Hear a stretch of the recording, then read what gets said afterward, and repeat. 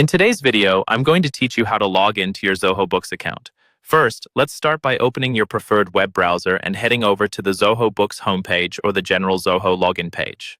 This is typically where you'll begin the process of accessing your account, so make sure you have the correct URL to ensure you're reaching the legitimate site.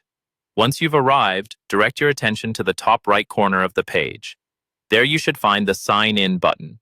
Clicking on this will take you to the next step in logging into your account, as it leads you to the page where you can enter your credentials. Now, on to entering your login details. You have a couple of options here.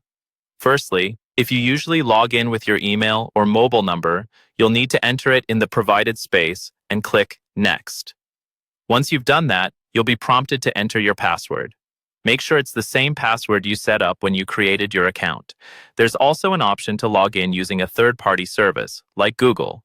If your Zoho Books account is linked to Google, you should see a button that will allow you to log in using those credentials. Just click it and you'll be prompted to select the correct Google account.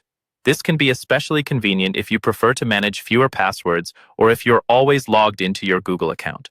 For those using enhanced security measures, such as two-factor authentication, there's an additional step. If you have 2FA enabled, you'll need to verify your identity. Typically, this involves entering a one-time passcode, often referred to as an OTP, that is sent to your registered email or mobile device. Alternatively, you might use the Zoho OneAuth app for verification. Make sure you have access to whichever method you've set up for the most seamless experience.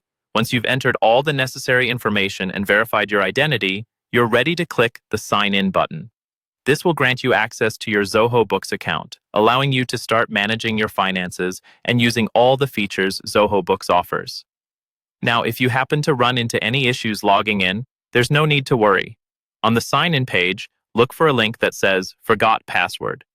Clicking this will guide you through the steps to reset your password.